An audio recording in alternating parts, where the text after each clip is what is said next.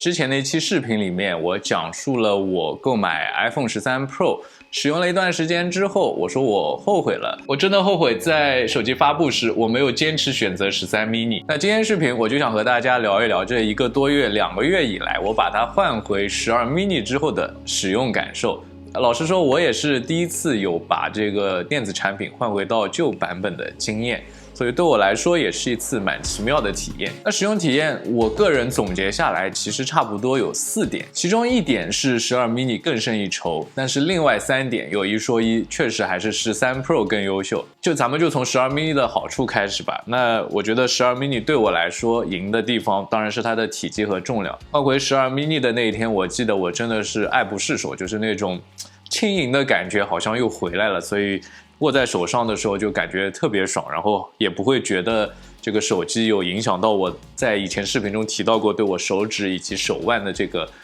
压力。机身的203克，再加上一个手机壳，这接近半斤的重量，让我的手腕每天都在承受着它不该承受的重担，就感觉一下子轻松了好多。但是在我使用了1、2天之后，我就发现了几个我不太适应的地方。首先啊，我也没有想到这2代芯片，我记得12用的是 A14 芯片吧，然后13是 A15 芯片。我确实是没有想到这2代芯片在使用的时候有这么大的差异。当我用12 mini 进入到一个同样的应用或者游戏的时候，我能够非常明显的感觉到它进入应用的速度要比13 Pro 慢上很多，具体多长时间我不好说，但是感觉有20%以上的这个时间上的差异。另外，它的这个杀后台也要比13 Pro 多很多。我在用13 Pro 的时候，基本上没有感觉到哪个应用或者游戏我重新进的时候，它需要重新完整的导入。但是当我用回12 mini 的时候，我清楚的感觉到很多应用和游戏，你想再回到它的时候，它就要从头导入了。所以这个杀后台是比13 Pro 要大挺多的。当然我没有具体去查它们2个的内存是有多大的差别，不过我相信应该是有点区别。在第2点上的差别，13 Pro 更胜一筹的地方是它的屏幕。其实这个屏幕啊，我在13 Pro 刚买回来的时候我就注意到了，我就觉得它比12 mini 的屏幕要出色很多。但是我不知道原因是什么，因为我也去官网查了他们的这个屏幕素质的对比。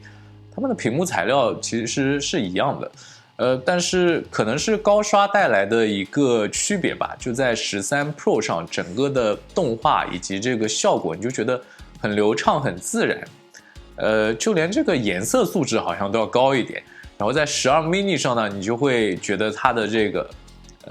亮度要低一些，然后画面的这个精细程度好像也不及13 Pro， 因为他们2个的屏幕素质从官网上看应该是很接近的，所以我并不知道这个区别的原因是什么。如果有懂行的小伙伴，欢迎在留言区留下你的见解，然后给大家分享一下这是怎么回事。那第3个很大的区别，不得不提的就是这个续航了。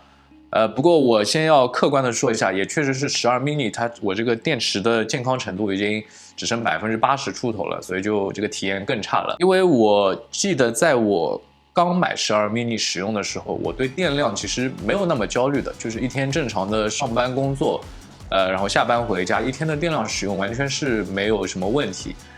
当然也得益于我在工作的时候可以比较方便的充电了。但是在换到13 Pro 了之后，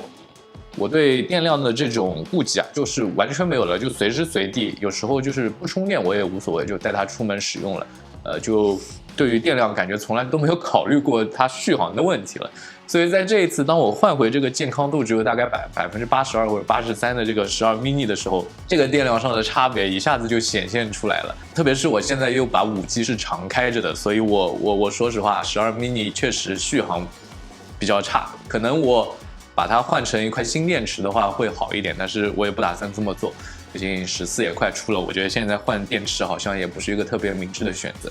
但是确实是12 mini 对现在的我来说，在续航上会造成一个比较大的焦虑。那当然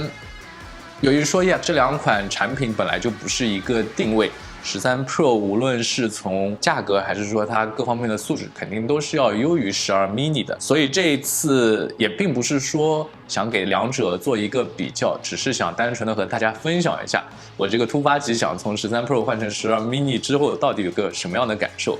那现在我给个总结，我后不后悔？老实说，后悔倒是不至于，但是我确实不得不承认，新一代的电子产品确实是有它贵它好的地方。所以以后大家在考虑购买电子产品的时候，在纠结到底是新一代还是旧一代的时候，我会在这边